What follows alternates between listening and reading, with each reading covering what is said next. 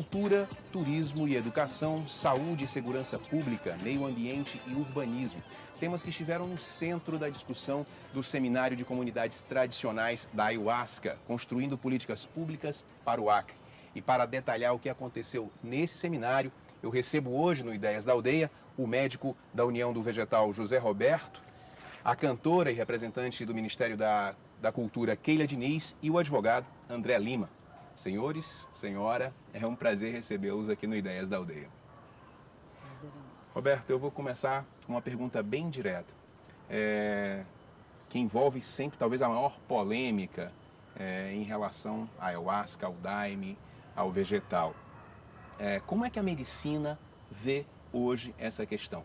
O daime pode ser considerado uma droga? Absolutamente não. O que tem ficado evidente, nós temos praticamente 50 anos de observação, é que o uso do daime ou do vegetal, como nós o chamamos na União, afasta as pessoas das drogas. E isso tem as suas explicações bioquímicas, as justificativas médicas pelos quais isso acontece. Então nós temos, falando especificamente da União do Vegetal, uma comunidade de cerca de 15 mil sócios, mais seus filhos e outras pessoas, nos quais, do ponto de vista estatístico, ninguém fuma, ninguém usa bebida alcoólica, ninguém usa qualquer tipo de droga, até porque a nossa sociedade prega contra isso e cobra dos seus seguidores esse tipo de conduta. Então a pessoa tem um tempo que nós os aceitamos como chegam, mas eles têm um tempo limitado que eles podem ainda continuar fazendo uso até que existe essa imposição. Sabe? Ou ele muda a conduta, muda a sua prática de vida, ou ele é afastado da comunidade. Agora, você é da União do Vegetal e eu sei que a União faz pesquisas nesse sentido. Que tipo de pesquisa que você citaria, por exemplo, especificamente em relação ao vegetal? Só um esclarecimento, né, que nós fazemos as pesquisas porque isso não teria validade do ponto de vista científico. Nós já há muitos anos que abrimos as nossas portas para a comunidade acadêmica nos pesquisar, porque nós não temos nada a esconder. Então nós abrimos as nossas portas e já tivemos oportunidades de diversos pesquisadores de universidades estrangeiras e nacionais pesquisando o que acontece com o vegetal, os efeitos que o vegetal tem sobre a nossa saúde, sobre a nossa conduta, sobre a nossa prática de vida e também a respeito dos componentes bioquímicos do vegetal. Porque quando nós temos essa tranquilidade de afirmar que o vegetal traz o equilíbrio para as pessoas, porque nós temos pesquisas científicas que evidenciam isso, que os usuários do vegetal são mais tranquilos, mais serenos, mais harmonizados, mais leais, mais ordeiros, e isto através de questionários de avaliação de personalidade que são validados pela comunidade médica internacional. Então pesquisadores estrangeiros que não pertencem a nenhuma sociedade ayahuasqueira e que puderam fazer essa comprovação. Então nós já temos isso, como temos também a mesma coisa em relação a crianças e adolescentes, que foram feitos também por comunidades acadêmicas estrangeiras e aqui do Brasil também, que mostram que os nossos jovens são jovens como quaisquer outros e, num certo sentido, mais ligados à sua família, com uma percepção melhor do sentido da sua existência, então com valores éticos e morais que a sociedade prega como ideais. E isso tudo validado e avaliado, sabe, por pesquisadores isentos, que não são da comunidade ayahuasqueira. Então isso nos dá uma tranquilidade quando acontece todo esse movimento que se fala, toda essa desinformação ou a deturpação da informação que acontece. Nós temos uma serenidade de não reagir a isso, porque nós sabemos o benefício que ele traz para as nossas vidas, para a vida dos nossos filhos, para a vida das pessoas a quem nós queremos bem e que caminham conosco nesse caminho de transformação, nesse caminho de evolução. André, você é advogado, trabalha com direito ambiental e eu sei que você acompanha o processo legal de retirada do cipó e da folha, essa questão da sustentabilidade. Como é que esse processo da sustentabilidade está nas comunidades tradicionais? Esse processo ele é bem importante porque, inclusive, para também evitar que haja o sobreuso, o uso, a exploração acima do que o ecossistema dá conta de suportar, né? E um segundo aspecto, que é importante também é ter o controle da atividade, porque tem muitas instituições que fazem o uso inadequado e fazem o uso, inclusive, com fins comerciais. E esse uso com fim comercial, se dando em escala, obviamente que ele vai também, se não for inibido, ele vai causar impacto ambiental dentro da floresta. Então, a regulamentação é importante. As comunidades, elas recebem muito bem, inclusive são as principais incentivadoras da importância de se ter essa regulamentação. Porque para as comunidades que fazem um uso religioso, regular, legal, né, dessas espécies, esse controle tem que ser feito para garantir o que eu disse aqui, que é a sustentabilidade da atividade, né, a sua legalidade e o combate ao uso insustentável e com fins comerciais dessas espécies. Então, isso é mais ou menos por aí que está caminhando. Agora, quando você fala em controle, o que a legislação define? Por exemplo, existe uma área específica, essa área está relacionada ao tamanho de determinada comunidade, se pode tirar tantas espécies em relação ao tamanho desta comunidade, enfim, qual é a definição mais clara para esse controle? Então, o que está se propondo é uma resolução do Conselho Estadual de Meio Ambiente, Ciência e Tecnologia, que estabelece um regime de certificação das entidades usuárias, as entidades religiosas usuárias do chá, né, do vegetal e do daime. Elas se certificam, então são instituições que estão funcionando legalmente, né, reconhecidas oficialmente, e a partir desse registro elas passam a ter direito de coletar um volume definido, pré-definido por ano. Então, no caso, é 4.800 quilos de cipó, 720 quilos de folha, e ela vai informando o órgão ambiental conforme ela vai fazer a coleta. E ela tem esse saldo que vai sendo debitado do seu total permitido. Então, com isso, você tem o controle das entidades que estão reguladas, de quanto ela está coletando, né? E depois tem um sistema de transporte, em que ela informa que ela está coletando de uma região X, que ela tem que dar informação sobre onde é que está sendo feita essa coleta e para onde ela está levando o vegetal. Tem todo um sistema também de controle de quantos são os usuários, para ter um monitoramento de como é que essa dinâmica está evoluindo. Número de usuários, por quantidade de espécie coletada, região coletada, se está sendo feito a reposição, né, que é o plantio adequado e compatível com o volume de consumo. Então tem todo um mecanismo. Nós estamos saindo hoje praticamente de um controle zero, né, para um momento de transição em que o Estado e as próprias comunidades interessadas passarão a ter um controle melhor e um monitoramento até mesmo do impacto dessa atividade para poder fazer a sua atividade de forma regular. Só para informar, eu queria quebrar aqui qualquer tipo de regra, então se eu fizer uma pergunta para um convidado, não significa dizer que os outros não possam interagir para o papo ficar legal, tranquilo. Bom, Keila, eu te conheço já há um tempo, né? Sei que você tem uma relação muito forte com a Amazônia, né, com o seu trabalho de música e também, claro, no Ministério da Cultura. O que essas comunidades tradicionais influenciam na nossa referência cultural? Olha, o Ministério da Cultura, ele está sendo acionado, pelo menos oficialmente, há 2 anos, quando recebeu das comunidades tradicionais que fazem uso da ayahuasca, um documento que foi entregue aqui em Rio Branco, né, numa reunião bastante importante com o ministro da Cultura à época, que era o ministro Gilberto Gil, solicitando o registro da ayahuasca como patrimônio imaterial.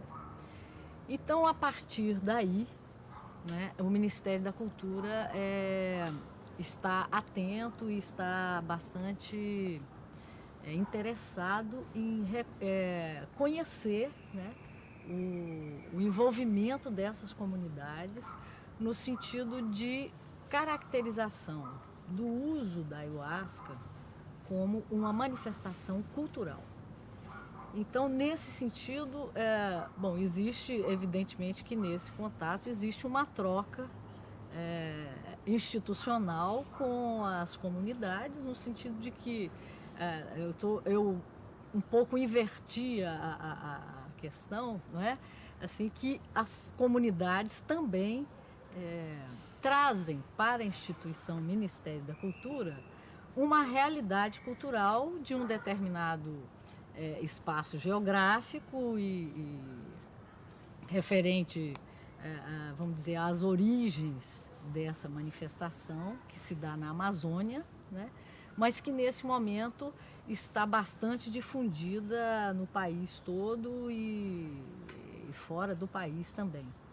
Então, esse recorte que o Ministério da Cultura faz em torno de observar essa manifestação do ponto de vista cultural é o que está assim, interessando hoje, né, mais precisamente o Ministério, e a possibilidade então de responder a essa demanda encaminhando processos de inventário.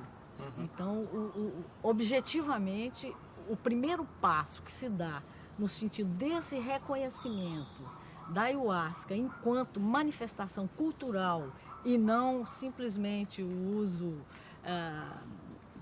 muitas vezes entendido de forma até inadequada ou ilegal que seja, né? É no sentido dessa caracterização como cultura, né?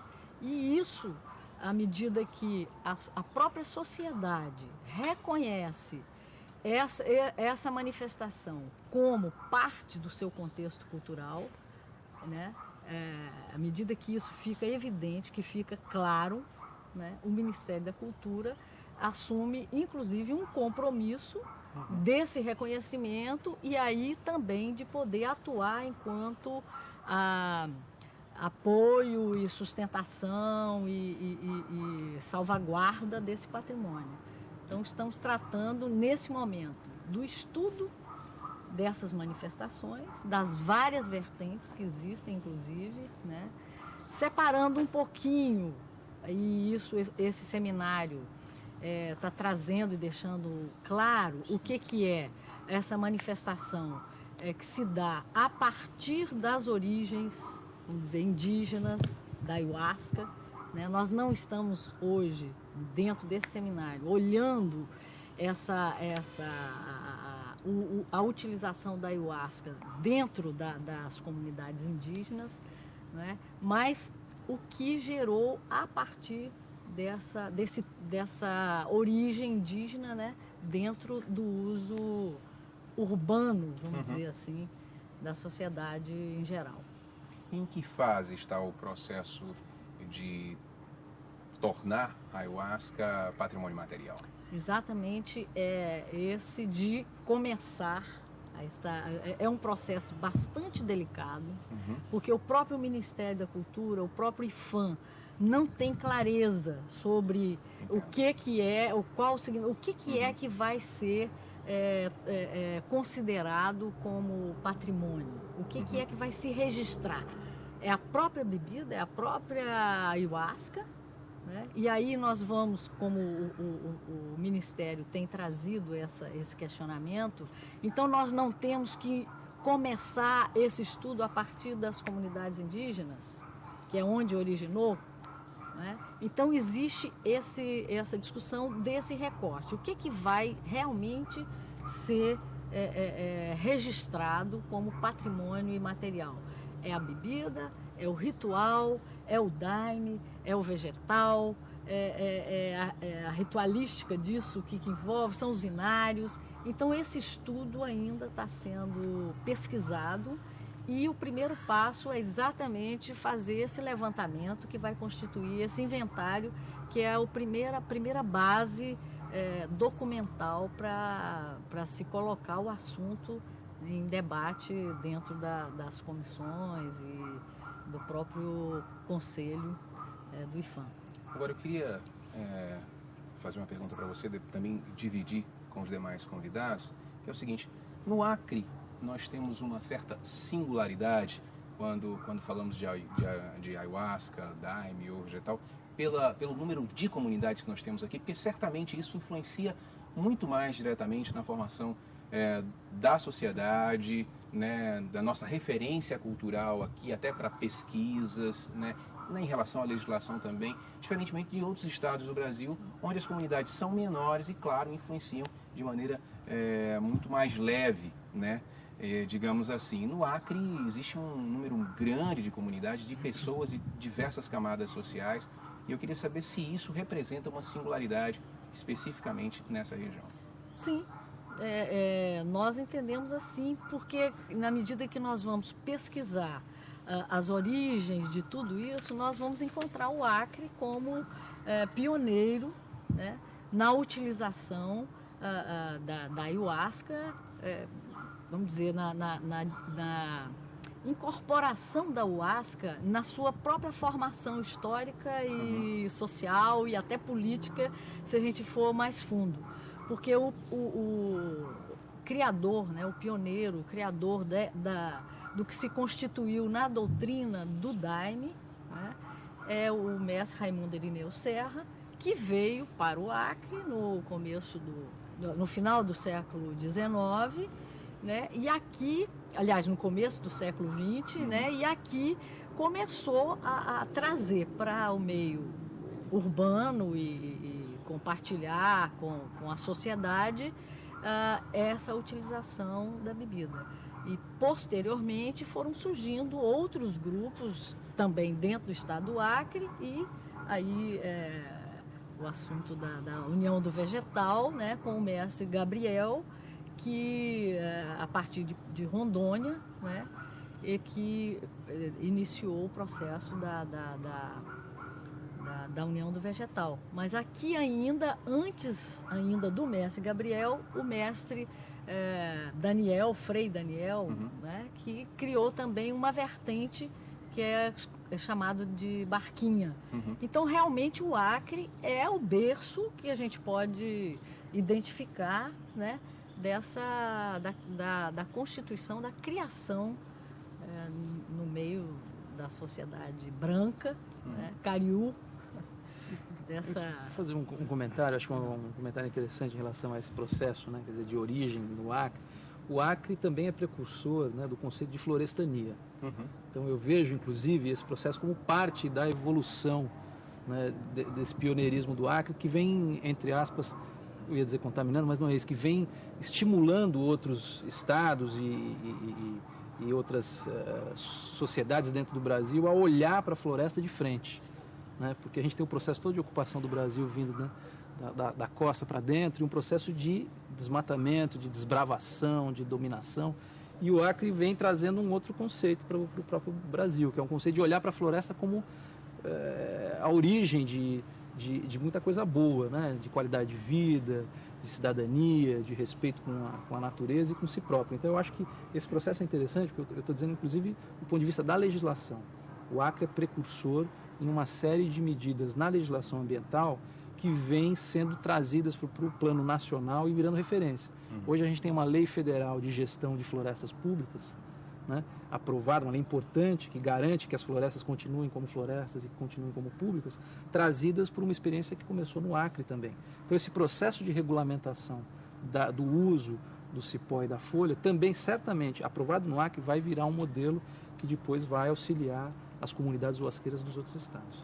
E tem aqui um outro aspecto também que eu vejo importante, dentro de tudo isso que foi falado, e que para mim, que sou de Mato Grosso do Sul, é que a inserção da comunidade huasqueira na sociedade como um todo aqui no Acre, que é uma coisa muito interessante de ver a representatividade e o peso que a comunidade huasqueira tem aqui no Acre.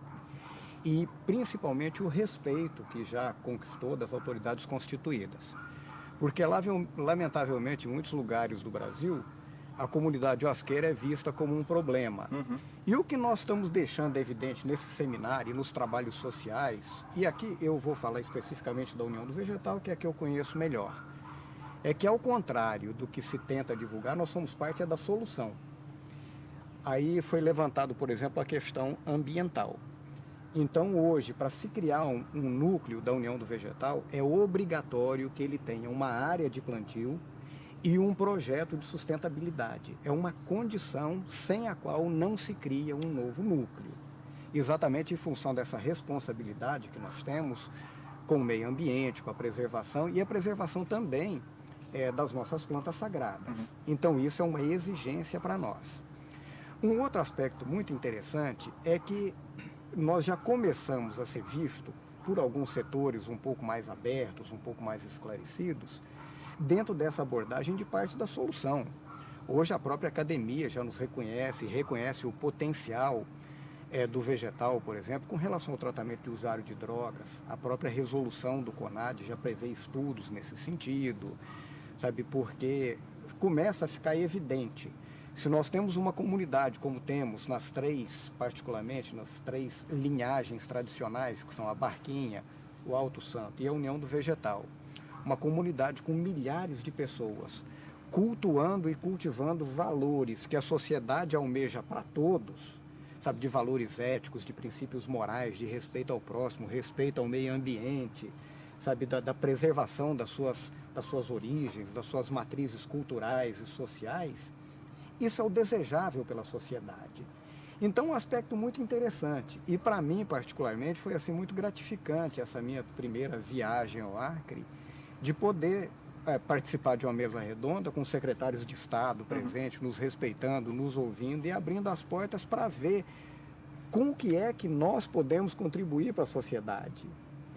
E, inclusive, nessa ocasião, nós disponibilizamos para a comunidade brasileira como um todo, especialmente aqui para o Acre, um trabalho que a União do Vegetal desenvolve de educação de jovens e adultos através do uso do computador, com a inclusão digital, que é um trabalho muito bonito.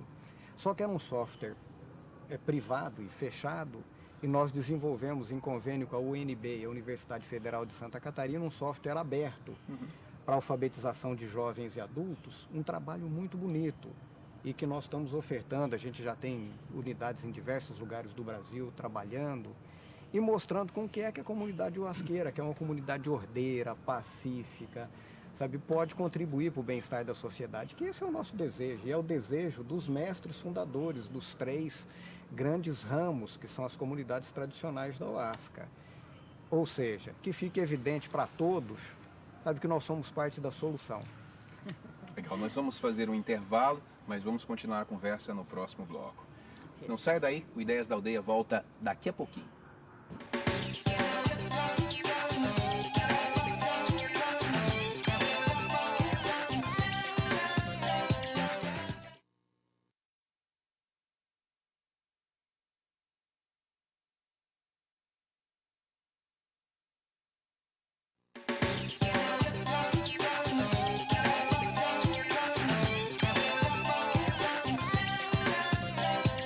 O Ideias da Aldeia está de volta. O programa que hoje está sendo gravado aqui no Parque Capitão Ciríaco, no 2º Distrito de Rio Branco. Nós agradecemos à Fundação Garibaldi Brasil pelo espaço. E o assunto do programa de hoje é o Seminário das Comunidades Tradicionais da Ayahuasca, seminário que aconteceu durante essa semana aqui em Rio Branco. Olá, Jorge. Estamos aqui no Horto Florestal, onde está acontecendo o seminário Comunidades Tradicionais da Ayahuasca, construindo políticas públicas para o Acre.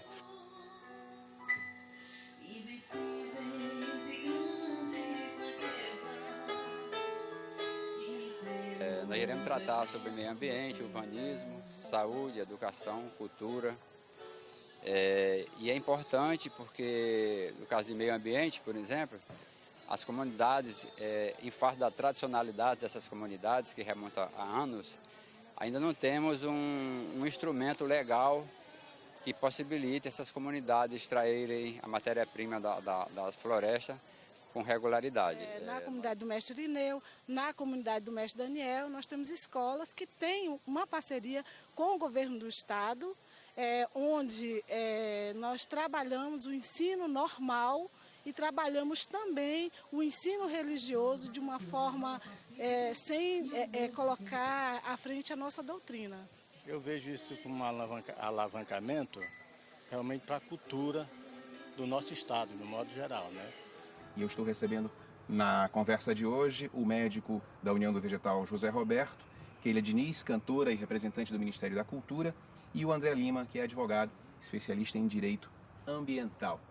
É bom lembrar sempre que, apesar de gravado, o programa também é seguido pelo Twitter.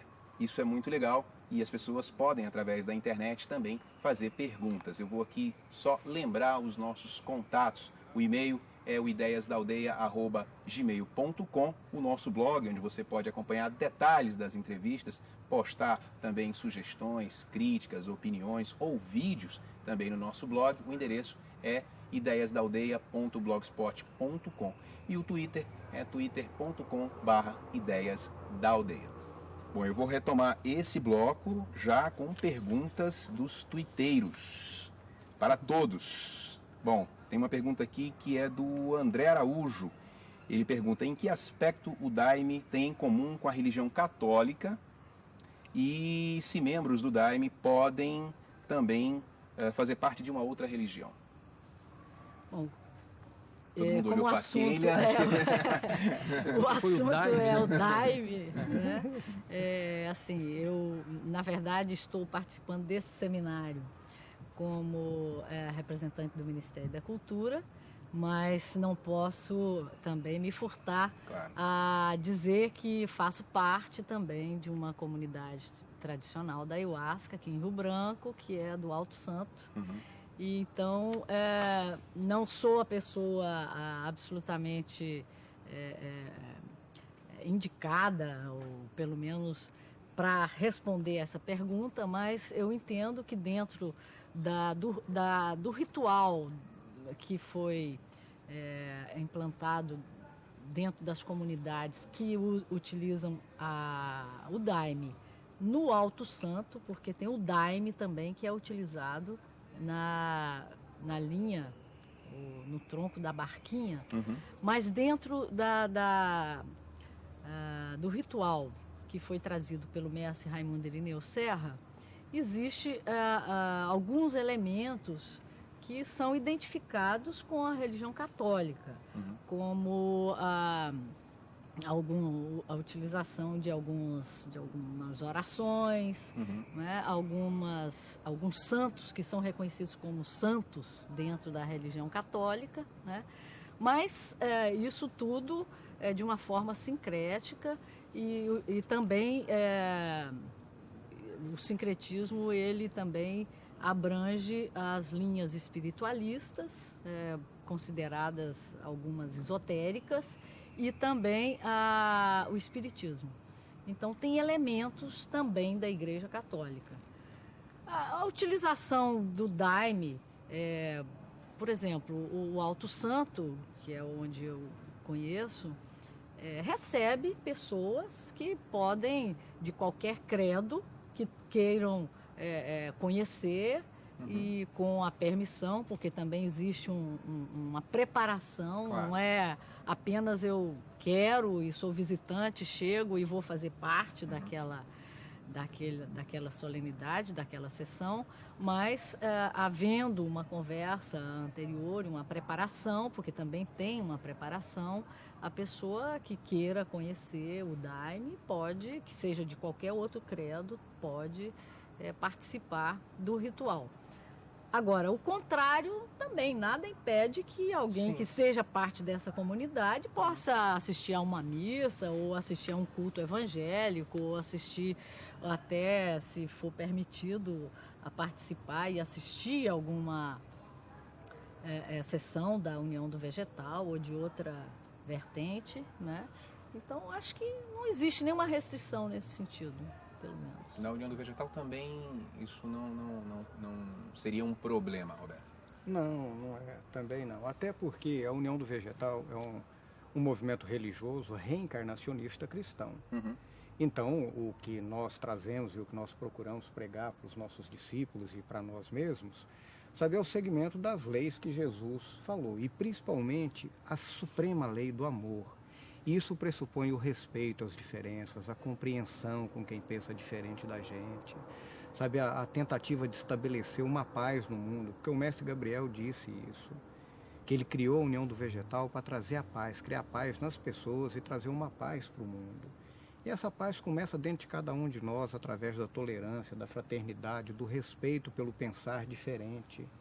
Então as nossas portas são abertas para as pessoas que querem vir, sejam elas de onde vierem. Então não existe nenhum tipo de sectarismo, porque, sabe, eu vejo com grande preocupação e até com um pouco de tristeza. Eu que venho de uma formação católica, passei por movimentos evangélicos e outros movimentos espíritas, eu vejo assim com tristeza o fundamentalismo religioso, Sim. seja ele de qualquer forma, seja ele, sabe, de onde vier, porque não foi isso que Jesus ensinou. Jesus ensinou o amor, ensinou a fraternidade, e é isso que nós pregamos e é isso que nós procuramos fazer. Estou com outra pergunta aqui, e aí eu acho que vem para você, que é qual é a diferença entre o Daime e a União do Vegetal? A diferença é simplesmente ritualística. Entre o Daime, aqui eu estou falando Bruno, tá? da Barquinha e do Alto Santo, sabe, a diferença é apenas ritualística, na forma como é conduzido o ritual. E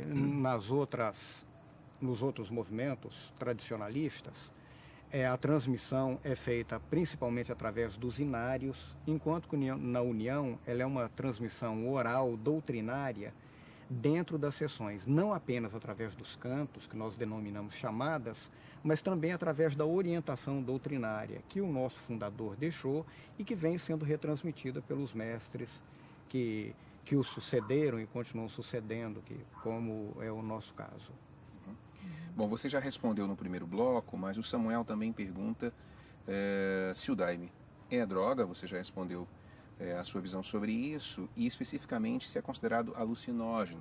E aí eu queria aproveitar a pergunta do Samuel e reforçar, perguntando o seguinte: a miração pode ser associada a uma alucinação? Perfeitamente. Veja bem, aqui nós temos que diferenciar dois aspectos. Um é o aspecto da sistematização acadêmica. Porque droga é tudo aquilo que promova alguma modificação no organismo da pessoa. Não necessariamente no cérebro, mas em qualquer outra parte do organismo. Isso, do ponto de vista de definição acadêmica, é considerado droga.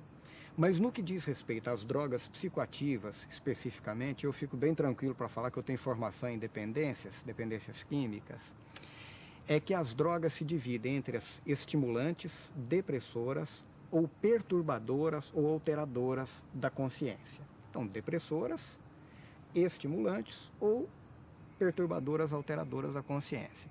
Então, dentro deste grande guarda-chuva, que são as drogas modificadoras da consciência, entra o vegetal, entra o asca.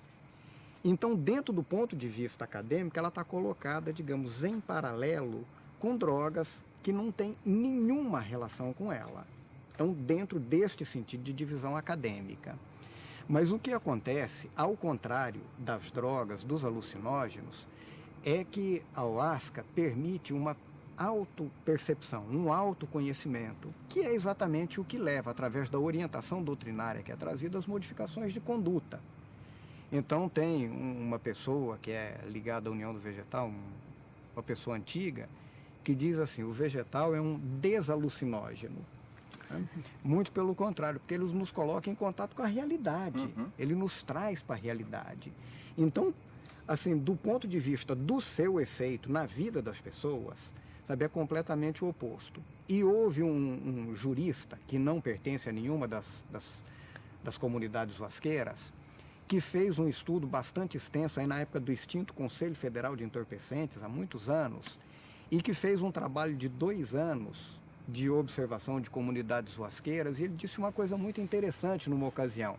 Ele disse assim: eu não sei ainda o que esse chá é, mas eu já sei o que ele não é. Ele falou: eu já sei que ele não é uma droga, porque eu nunca vi droga melhorar a vida de ninguém.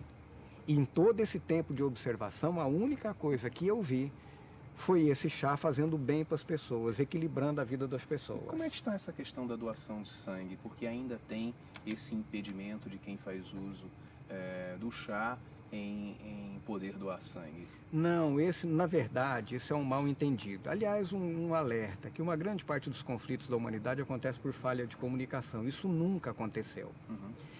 O que acontece é que existe uma preocupação dos hemocentros com a saúde do doador e do receptor. Claro.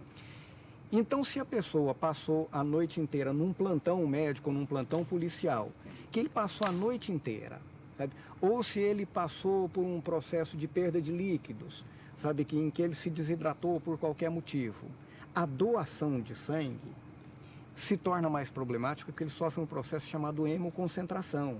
Então, aquele meio sangue que ele tiraria representa, na verdade, uma fração maior. Então, o pedido que existe dos hemocentros e com respeito à integridade física do doador é exatamente isso. Se ele participou de um ritual onde ele passou a noite inteira acordado, como um ritual do Daime ou qualquer outro, ou seja, o plantão médico, que nas 24 horas seguintes ele não doe sangue. Porque, com relação ao efeito do chá em si, não existe qualquer restrição, não existe a menor base para isso. E ao contrário, nós fizemos um pedido dentro deste seminário para que as comunidades huasqueiras aqui do Acre, e nós estamos levando esse pedido para todo o Brasil, se aproximem dos bancos de sangue, para sermos todos os que forem possíveis doadores de sangue, porque o sangue é vida, e também doadores de medula. Então esse é um movimento que nós estamos propondo para as comunidades tradicionais huasqueiras, de nós nos aliarmos ao poder público no sentido de melhorar a condição de vida das pessoas. Vou fazer um comentário complementando o que foi dito. Acho que tem dois processos importantes também que podem ser registrados aqui. Um é o processo de regulamentação dessa matéria, do uso da ayahuasca, o uso religioso, sem fins comerciais da ayahuasca, pelo Conselho Nacional Antidrogas. Então tem uma resolução de 1º de janeiro de 2010, recente, assinada pelo presidente do Conselho Nacional Antidrogas, regulamentando o uso para fins religiosos e não comerciais. Então isso é um reconhecimento do Estado de que esse é um tipo de atividade... Aproveitando esse raciocínio, André, eu queria... você deve acompanhar muito bem essas resoluções do CONAD, mas especificamente para fins religiosos, e isso me parece que já é pacífico. Agora, em relação ao transporte, a saída desse material, porque há referências de outros centros, não só fora do Acre, mas no mundo inteiro, e muita gente, às vezes, não querendo, inclusive, talvez facilitar as coisas, dar um jeitinho, né, burlar a burocracia, tenta levar esse material de qualquer jeito. E aí eu queria que você falasse um pouquinho de como é que isso se organiza a partir das propostas do CONAD, da própria legislação. Dois processos importantes a serem registrados. O primeiro é a regulamentação dessa matéria, do uso religioso, sem fins lucrativos, do chá, né, pelo Conselho Nacional Antidrogas. Nós temos uma resolução número 1 de 2010 do CONAD, foi fruto de um processo longo de discussões, de debates, e que regulamentou essa matéria, portanto ela é resolvida hoje no plano da legislação brasileira. E nos Estados Unidos houve um questionamento em relação ao uso do chá, o governo norte-americano denunciando que o uso do chá seria prejudicial à saúde.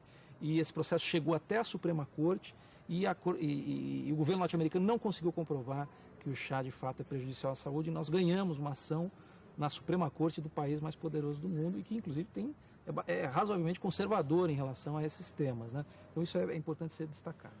E complementando, isso é um aspecto muito interessante, porque para cada argumento do governo americano que em algum aspecto ele poderia ser prejudicial, nós tínhamos evidências científicas mostrando o contrário daquilo.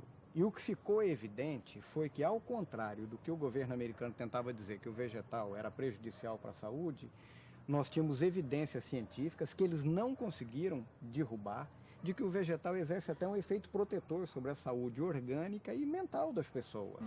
E foi isso que nos permitiu ganhar em todas as instâncias, e inclusive por unanimidade na Suprema Corte, reeditando a luta de Davi contra o Golias, e mais uma vez Davi venceu, porque o bem sempre vence. Eu queria voltar um pouquinho naquela questão da doação de sangue, que não é a minha área, mas assim, trazendo isso para a questão da cultura e a questão do preconceito.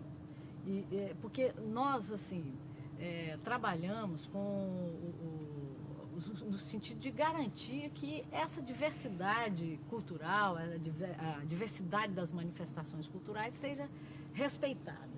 Então, essa questão da doação de sangue, eu acredito que isso, essa específica, assim, mais forte da sociedade acreana, porque é aqui que a coisa se concretiza, se apresenta, né?